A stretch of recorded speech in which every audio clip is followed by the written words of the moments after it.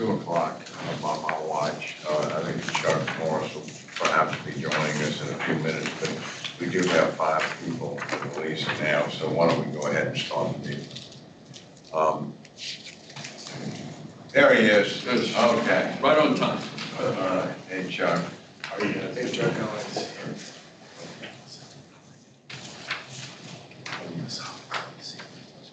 First of all, before we start, I'd like to acknowledge Randy. I do. Turn Matt, left. what is the executive director of the Sewage and Water Board, David and I. Turn right into the parking lot, then arrive at your destination. But we're delighted to have you, and welcome to New Orleans. We had a delightful meeting with Randy a little bit before this. I told him about Fair Share and the IAB and how we get help. So welcome, and glad to have you. This is Karen Raymond and Chuck Morris. How are you doing? Nice to meet you also. And on the video is Elisa Speranza, who's calling in from Martha's Vineyard, where she goes every summer. So, Nice. So she'll be back shortly. Lisa, by the way, spent 30 years in the utility business as a consultant. So, And a utility manager. Well, it's great to meet everyone, and I appreciate the warm welcome and the encouragement. Okay, well, why don't we go ahead and get started. First on the agenda is the approval of the agenda, which everybody's seen, so if I could have a motion. Motion is approved. Second, all in favor? Aye. Okay. Each of you has had the minutes sent to you a number of days ago, so hopefully everybody's read it. If there are no comments or changes, I'd entertain a motion to approve the minutes. I'm going to approve the minutes. Moved by Chuck, seconded by Karen. All in favor? Aye. Okay, and finally, to get something out of the way, we have attached our quarterly report again, which was sent out to the membership several days ago. The modified portions, as we have been doing, highlighted in yellow, excuse me. So are there any comments or changes? I just had one question. I don't know if it's a comment, Okay. but it was regarding the stormwater fee study. Okay. And I know it's in progress, but do we have an idea when that will be finished? Well, that's a good question, but we just had a meeting and we discussed that, and I think the next iteration of Raftillis's proposed report is going to be ready to be reviewed in, did you say a few weeks? Yeah. Mid-October. Yeah, the next couple of months, we'll have a great study and be talking about that with our strategy committee and board of directors. So these next 90 days are kind of like us internally working through it. The contract, I guess, that IAB approved, funding either last quarter or the quarter before, put that into motion, and we're meeting on this weekly. So this is kind of like our most active revenue planning project. So what we would do, because you all mentioned that you would show us the next iteration of it when you're ready. If you would like, Karen, we just ask the other members of the board to that, along with some other business council meetings, if you would like. That's one of the most critical items that I know people are waiting for, so I think it would be appropriate to do that. Okay, if that's okay with you all, we'll do that. Okay, other than that, anything else, Karen? If there are no other comments, could I have a motion to approve the quarterly report? Karen.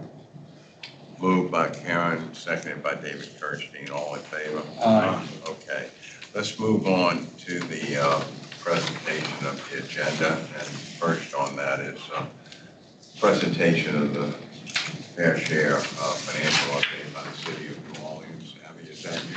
Me. So hi, I'm Abby Villa, and I'm the Director of Governmental Affairs with the City. I think you previously had Kaya Homan presenting to you. I'm going to be presenting to you from now on because, as we all know, 100% of the IMS goes directly to Sewage and Water Board, so the city is essentially just acting as a pass-through going forward. So there's not much for us to talk about other than to show you the numbers, which Kyle did pull for me, so Kyle's still here in spirit. And so these are just the numbers of where we're at with the IMS proceeds. And Kyle did also plug in a year-over-year comparison, anticipating that question. And so these are the numbers. Okay, for Randy's benefit, if I can go, I'm having a hard time reading the top column, but I think it's a Sewage and Water Board lost penny. Oh, thank you. Good. Thank you very much. So the first column is the Sewage and Water Board lost penny. That's a terminology for 1% of the occupancy. 1% of occupancy tax on hotels that was taken away from the city that we got back in 2019.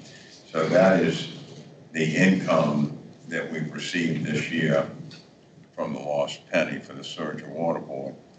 Now, that should be now 100% going to the Sewage and Water Board, right? So year to date, that's about $9,500,000. Right. And then the increase or decrease from 24, you're showing that that's an increase of $1,260,000. But the increase is all in, if you look at it, the whole increase in March when we had the Super Bowl, and if you look at, so it's, you take the March out, it's pretty tracking pretty close. Right. Is that right? That's right. Yep. That's a good point. Yep. And then the Sewage and Water Board short-term rental equalization was another component of fair share. That's totaling roughly $6 million with an increase of 534. And then the New Orleans and Company short-term rental occupancy is $2,085,000, almost $300,000. So. And again, the NOCO is, what's that represent again? New Orleans and Company. New Orleans and Company. So New Orleans and Company is a private company that its purpose is to bring conventions to the city and also market the city to other groups to come to benefit the hospitality industry, hotels, restaurants, etc. The hotels and restaurants voluntarily pay something to them as well as dues to be a member, and they buy when we did the fair share, they do get a certain amount of money that comes from this tax, the city. But this particular part is something that they basically give to us from their share. And Randy, in other cities, the Convention and Visitors Bureau. Okay, Yeah. gotcha. So our revenue the total revenue in 2024 was $24,700,000, and this is through July, so this is 7/12 of the year, and we're at 17 million. So we're tracking to do about a little bit better than last year, I would think. Yeah, but Paul, won't we take a hit since we don't have Taylor Swift coming back in the fall? Well, Taylor Swift was in 24. Yep. Right, so when we look at October of 25, it's gonna go down, I would imagine. So we may just be a wash. That could be, although we do have a couple of conventions in October, if I'm not mistaken, that we didn't have last year. So I guess it would be fair to say that we projected to get around the same thing as last year, if not a little bit better. Yeah, I would say that on the city side, we've been looking at the revenue. The Taylor Swift revenue is a little higher than the Super Bowl revenue. So I think factoring Super Bowl into this spring and Taylor Swift into last fall. It should hopefully come out in the wash, but I think Taylor Swift saw the most significant growth. Okay. So this is an explanation of what's under the CEA with New Orleans and Company. Right, so the next slide, I believe, my understanding is that there had been questions about the data on the STR. You went to, yeah, there we go, got it. So essentially Kyle had reached out to New Orleans and Company about their data that they collect to get an understanding of, you know, what we might expect in the future. Their response is that that information is proprietary, so essentially I don't think we're going to be able to rely on New Orleans and Company for that data. However, they did commit to sharing reports that we can use if that would be something everyone would find helpful about their conventions that are coming up in the coming months. And Kyle's recommendation here is that the Sewage and Water Board work directly with this STR platforms like Airbnb and VRBO to get that data and see what's possible there. Okay. So you're saying that the list of conventions and the projections for the rest of the year is proprietary, and they won't want to share with us? So the convention, so this fourth bullet here, I think the convention calendar and expected or any reporting that New Orleans and Company has around their occupancy and their meetings that are coming up, they can share that with us. I don't think that's going to be significantly advantageous in being able to calculate what the revenue is going to be. I think the short-term rental data is the most one-for-one if we're just looking at what that revenue is going to be, and that information has been classified as proprietary, and so we essentially cannot rely on New Orleans and Company to provide that. I think as Paul said earlier, there are a couple of large conventions that are coming in October that didn't come last year. I used to formerly be an executive at a convention business bureau DC, so I understand that process now works. Yeah, certainly. So I'll get with Kyle and we'll determine what the resolution of that conversation was with New Orleans and Company. And if he's receiving regular, or if I'm receiving regular reporting around occupancy and conventions, we're happy to share that. Thank you, Abby. Abby, do we have an update on where DPW is with the roadwork project that's being funded by DPD, the Downtown Development District? I don't, but I can get you an update. Okay, thank you. So I'm going to move over item B. Randy, part of the idea on the fair share was that the Downtown Development District which has the power to tax certain properties in their district, on the basically the downtown area, CBD and the warehouse district of the city, that they would increase the tax enough to get $2.5 million a year, and that $2.5 million would go into the infrastructure fund, not the sewer equipment, the infrastructure fund. DDD didn't want to do that, so what they did is they said, we'll come up with the $2.5 million, but we want to fund directly to the Department of Public Works, certain road projects and improvements of the piping under those road projects in our area, and we want to have the right to approve them. So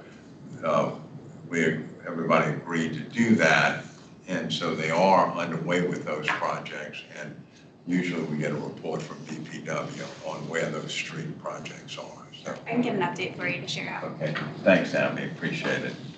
Okay, so if we then move to item C, infrastructure update for the Sewage and Water Board. You're going to start, Steve, or who's going to start? We'll kick it off. That's got a number of different topics to present on. Again, welcome Randy, great to have him on board.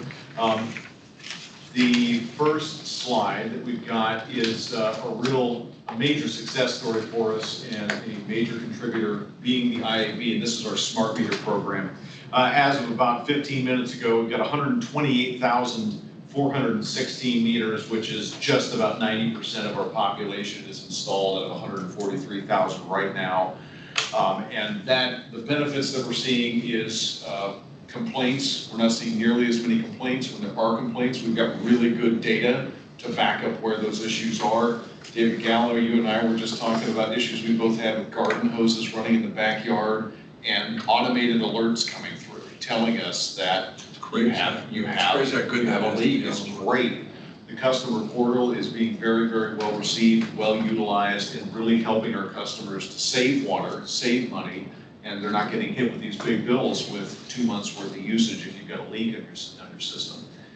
Some other benefits that we're just starting to scratch the surface on. This map here is a map showing where we have Ally smart meters. We've got a couple of different flavors of smart meters. These ones actually tell us temperature, which is not super useful, but they also tell us the pressure at that point within the system. So there's about 4,000 different pressure sensors within the system. So if we do, in the future, when we do have a water main break, we'll be able to isolate with a much greater degree of granularity where pressures have dropped below 20 PSI, which is gonna reduce the impact to our customers. It's gonna be useful for us. We're working right now on some machine learning initiatives to use this data to be able to identify leaks within the system and perform preventive maintenance. So a lot of really, really good things happening here. This is a really, really helpful program. I have one question. Yes. Are you finding that the smart meters are operating well? I mean, are they meeting your expectations? Absolutely. Are you having any maintenance problems with them? No maintenance problems. I have experience with these Sensus iPearl meters elsewhere, and I've had more issues with batteries out of the box, having challenges in other places than here. I'm not hearing about major issues here. The accuracy is good. We've corresponded on a number of different issues that would really be hard to explain if you didn't have hour by hour usage. The granularity and the accuracy is really, really good. So I'm very, very pleased with where this is at. The next big initiative that I wanted to talk about was the consolidation of drainage under the Sewage and Water Board under Act 763. This is the small diameter lines. This is something IAB, this 25% of the fair share, has been absolutely critical for us, and I am convinced more each and every day that with the power complex coming online, and I will steal none of Caitlin's thunder on that, this is by absolutely the next most important initiative that we have, along with smart metering, to positively affect the day-to-day lives of our customers. We have a contractor, CES, who has about an $8.5 million contract. They have 8 crews working full-time. We have between 2 and 5 of our own internal crews working full-time and overtime to clear catch basins and lateral lines within the city. The cleaning is going very, very well. The biggest challenge for us is, of course, recurring funding and revenue to be able to cover point repairs that we're discovering. We also have engineering management and consultants supporting us in a little bit of a different approach to how we are cleaning the system. We're starting with a pre-assessment. So we have our consultants and our team of inspectors, which we have a handful of those in-house, go out and check the lines first, and what we're finding is about 50% of the lines that we check do not need to be cleaned. The contractor is also being paid by the ton, not by the linear foot. So they have an incentive to find the dirtiest pipes and clean the dirtiest pipes. So we've assessed and cleaned just over 350,000 linear feet of lines. We have about 8 million feet in the system total. And we've cleaned over 7,000 catch basins and manholes at this point. We have somewhere in the neighborhood of 72,000 of those structures within the system. The goal is for us to hit about 20% of the system a year, so that on average, we're touching everything once every 5 years. Now, that doesn't apply across the board. We're gonna have areas with heavy tree canopy cover that we're gonna hit probably twice a year. And there are places where there's little tree cover that we may hit once a decade. But we want to be able to get to everything within the system, because what we're seeing is when you get out and you clean the system, it has an immediate effect. The block drains, the system functions. And what we're finding is that we've pulled out about almost 4.5 million pounds of debris out of the system. It's about 17 pounds a linear foot. That is a lot of garbage and dirt in the system. And we're continuing to work through the 311 data. We've got a large database that was handed over to us when we took the consolidation over in January, and we're continuing to work through those work orders. And again, developing our internal staff to staff up. It's more cost effective for us to have our internal crews, and over the next 3 to 5 years, we'll be transitioning. We will always have a contractor on board, but we will transition more into an in-house workforce with contractors as support, as opposed to where we're now triaging in-house and the contractors have kind of a laid out plan. So, Steve, can you speak a little bit about your workforce training program and how many you're looking to hire and train? yeah, at this point, we would like to see somewhere in the neighborhood of 50 people hired internally. We've got somewhere in the neighborhood of 10 to 12 right now. Okay. Dave Capel, who runs this group, is working with his right hand, Javier, who managed the drainage program with the city prior to coming to work with the Sewage and Water Board. So we are actively looking for folks to come on board. And again, the funding piece is the key piece for us. This year, through fair share funds, we had about $6 million, give or take, for drainage dedicated to small diameter. There's about $2.5 to $3 million from traffic camera revenues, which we do still need some feedback from the Attorney General on that to make sure that we're clear there. And then there's this $5 million special allocation, which I understand the city is in a deficit. We may not see that this year, but the key for us is to be able to count on recurring revenue sources. We need about 25 million in a given year to hit that 20% of not just cleaning, but point repairs. Because right now we're kind of at a place where we're doing great on the cleaning, but we're kind of stopping. But right now, recurring revenues, you've identified something like 8 to 10? Without the 5 million special allocation, we're somewhere in the neighborhood of between 8 and 9. With 5 million, that puts us somewhere in the neighborhood of 13, which is about half of the 25, the base 25 million. So That assumes the 5 million keeps coming. it does, and I understand if the city doesn't have it, they don't have it. But there's a direct correlation between what we can do and the funding available. So you need to continue to work with other funding partners, talk to the stakeholders. But Randy's knowledge, when we did the fair share, we were supposed to get 5 million by New Orleans and Company taking over about 80% of what the New Orleans Tourism and Marketing Corporation had to do. So they took all those people in that responsibility and said, we will pay for that. That freed up $5 million of the millage, the tax that went in was dedicated to the New Orleans Tourism and Marketing Company.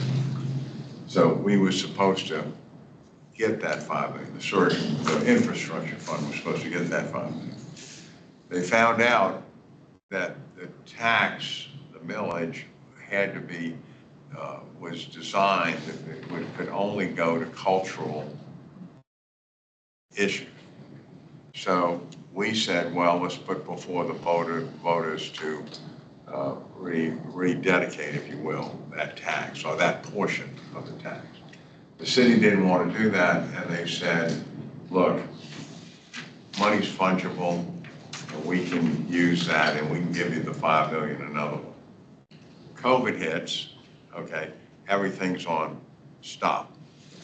After COVID finished or was over, this board and a lot of other people went to the city and said, okay, COVID's over, where's our $5 million that you promised us? So with the help of Joe Giarrusso and Gilbert, they agreed to put as a budget line item that $5 million to go to the Sewage and Water Board. How firm that will be over the years, I don't know, but I don't think we're going to get it this year because of the unexpected budget problem. But that gives you a little bit of background as to what we're talking about and why. That helps, thank you. Steve, before we go on, I do have a quick question. I know that 2 of your 5 vacuum trucks are currently out of service. Is that adversely affecting your ability to continue your program? I mean, naturally, I'd like to have all 5 running at one time, but to be perfectly transparent, I need a couple more CDL operators, and we're always going to have at least 1 or 2 of those trucks getting maintenance. So if I have them out for scheduled maintenance, then I don't have to have big stuff break. This is not extraordinary maintenance. This is just part of their scheduled program. Generally speaking, there's a couple of maintenance items that are more than just standard O&M, but it's not really adversely affecting us at this point. Thank you. Good question. Anybody else on the drainage? With that, I will turn it over to Caitlin to talk on the power complex. boring part, right? We just got some photos of some electrical switchgear rooms and some people doing work. No, since we Exciting, it's exciting.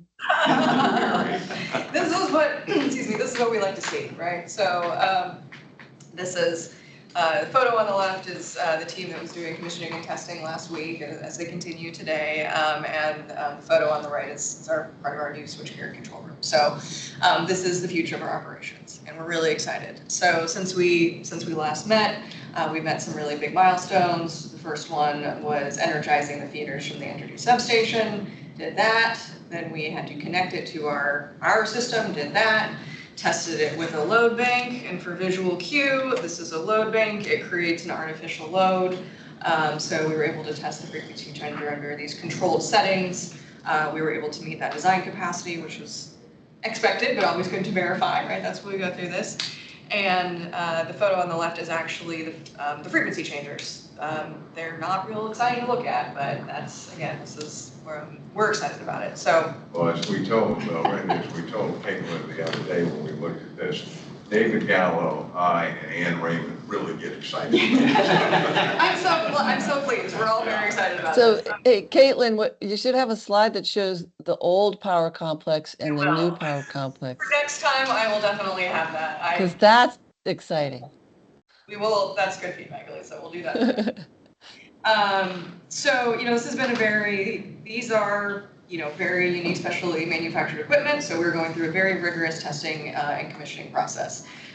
There's a number of performance things that we need to check, number of functionality. The manufacturer R&D team is heavily involved in this, so there's a very rigorous process that we're going through.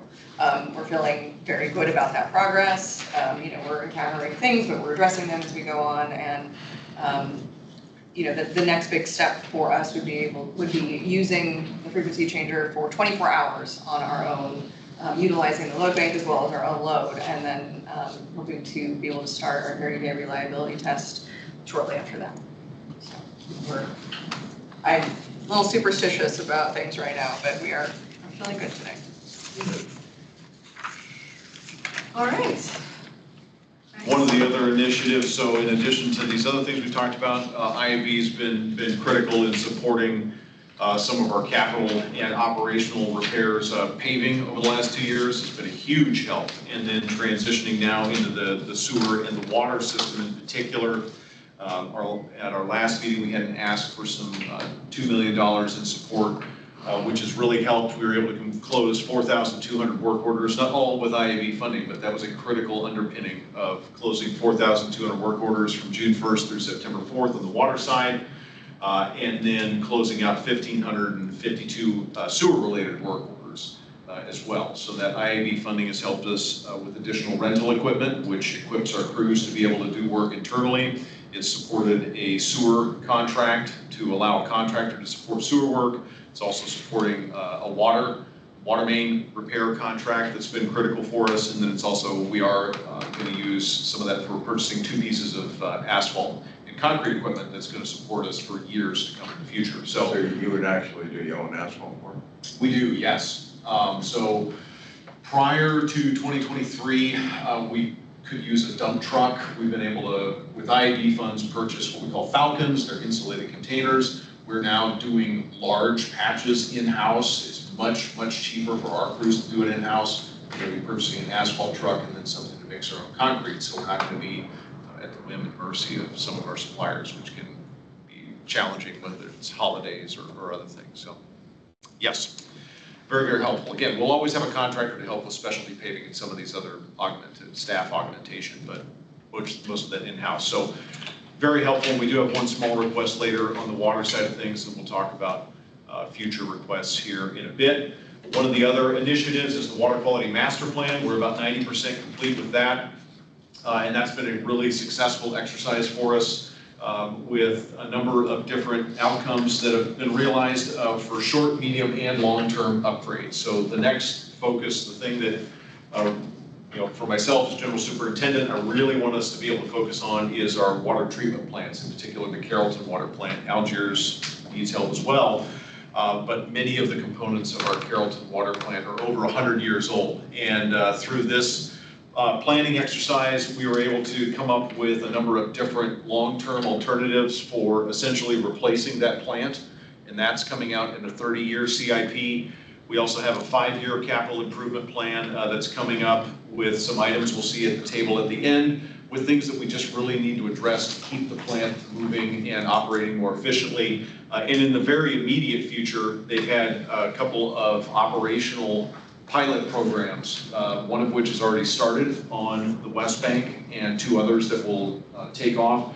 It's through the use of different chemicals in our treatment plant. So currently we use powdered lime at the East Bank. It's not very efficient, it's messy, it leads to a lot of lime ending up in our basins. We have to dredge it out.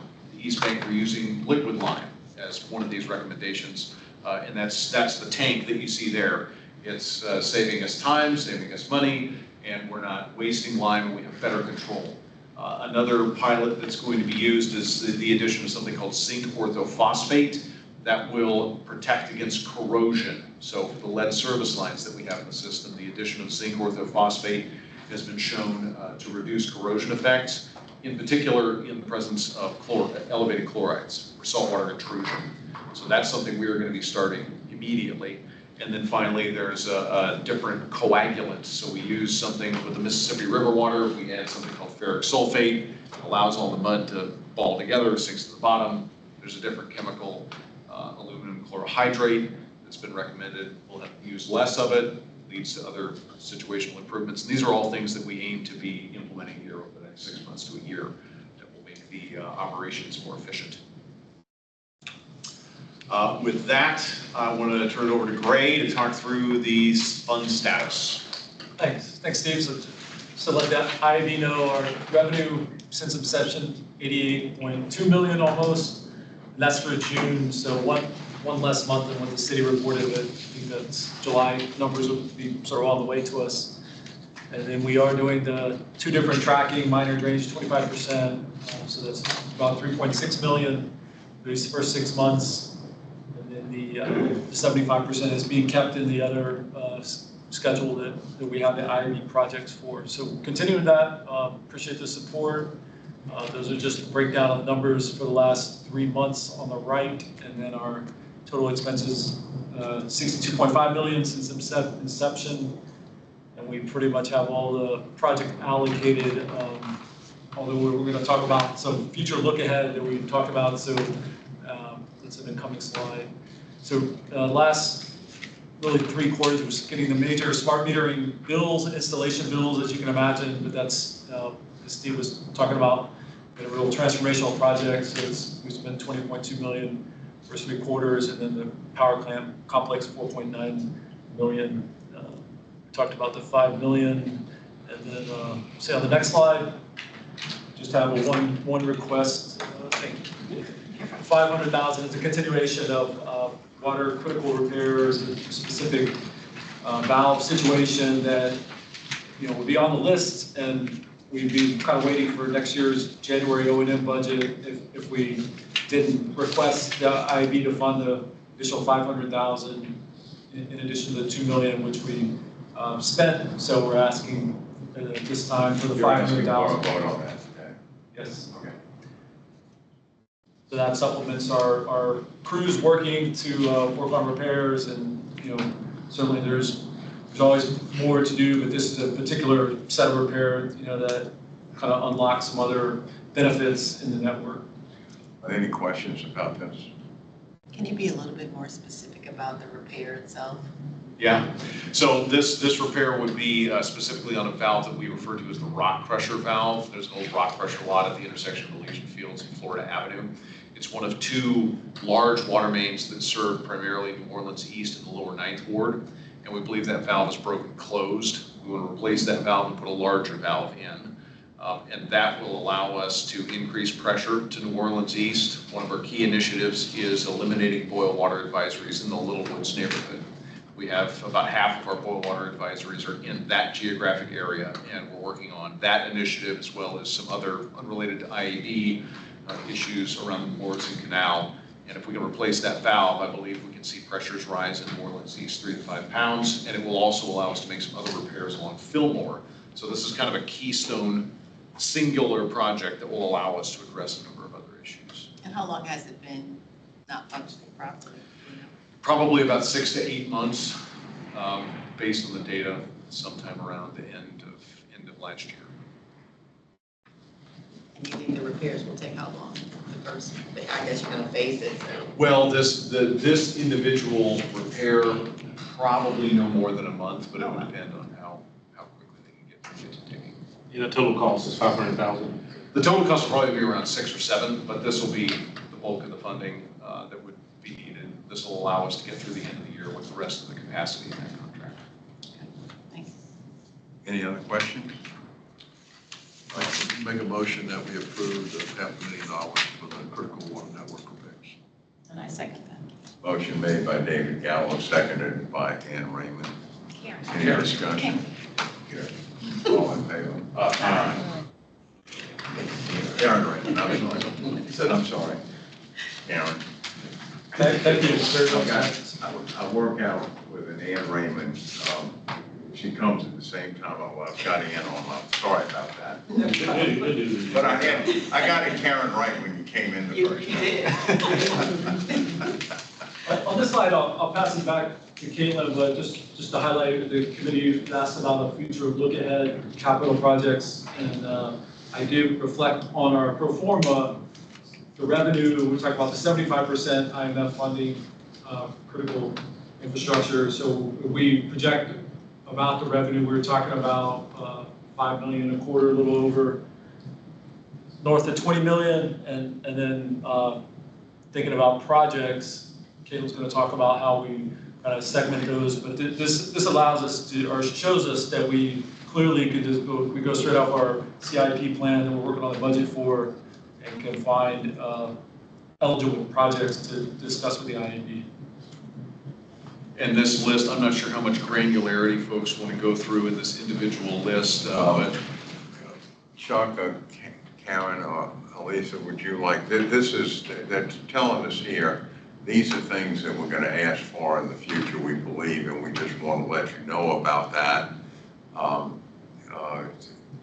David and I happened to had a chance to talk to them earlier in the week, so we understand. Would you all like to ask any questions on this? Or have more I think for me, it might make sense to do a a little session once the water master plan is finished, and the 5-year projections come up from next. I assume there'll be some fine tuning of the CIP once that happens.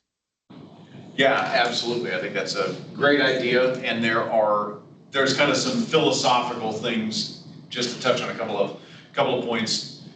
There's a number of planning and assessment related exercises in here that we want to set the table with in terms of the sewer, the water system. The consent decree will be ending for us. The SERB program will be finishing. We've built a lot of momentum, and you can see it in our work order backlog. We've got like 250 sewer work order items. Mm-hmm. Have to stay on that same track, and it starts with an assessment and then the capital projects that follow. The same is true with our water quality master plan, and then transmission main rehab and replacement. We're way behind in terms of that. We've got to get into a discipline of having a dedicated capital line item that we have every single.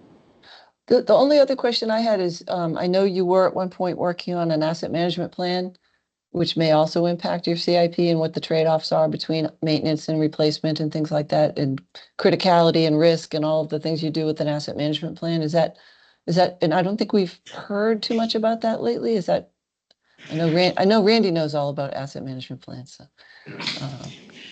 yes, it's ongoing. The RFP is on the street right now. We're probably 3-4 years from implementation on that. Yeah, we're actually evaluating bids right now, so. But it'll take us a couple of years to that will replace our work order system. There's going to be a machine learning AI component. So yes, all of that is ongoing, but we're a couple of years out. And that's where you kind of see the dollars increasing over time, is we're anticipating that we're going to have good direction on exactly where to spend the limited. Okay. Great, thanks. Yeah, I'm okay with taking a deeper dive when we get closer to the request. Excellent. Yep. Okay. Thank you. That's all we have. Okay. Is there Any public comment? No public comment. Okay, any other Mr. business? Flower, if I might provide an update on the request that you had on the downtown development district project. Okay, I great. phoned a friend and I got an update on it. Unfortunately, we received notice from the downtown development district in August that they canceled the project, that they chose not to move forward with it, the board of the downtown development district. So the board decided not to fund anything anymore? We're gonna make a few calls on that, I guess. Well, there was an existing contract for us. It's a I thought they had Yeah, they had a contracts. contract which obligated the party to And proceed. they were underway. I'm not aware of the contractual obligation, but as of August 19th, Beth shared an update from the board that they chose not to move forward with it. We can, of course, take a look at the contract and see what obligations are in place, but that's the information. There was an obligation, there was to do it. I think we will have a special, When you talk about that, I don't think they were ever obligated to do it. I believe what they did is they agreed, the board voted to do this 2 years. And I think they had to renew it. So I'm thinking from what you said, they're gonna let the contracts that were in progress finish and pay for those. They're just not gonna renew it. Not gonna do it again, in fact. I guess that's what it is. We'll find it. we'll find out, yeah. Thank you so much for finding that out, Abby. Any other business? If not, I'll entertain a motion to adjourn. Karen Second. and David. All in favor? Aye. Okay. Thank you. Bye, folks. Hi, Lisa, how are you doing out there? I feel sorry for you on this month. I don't feel so bad to be there. It's a tough job, but someone's gonna do it. Sir. Good to see you.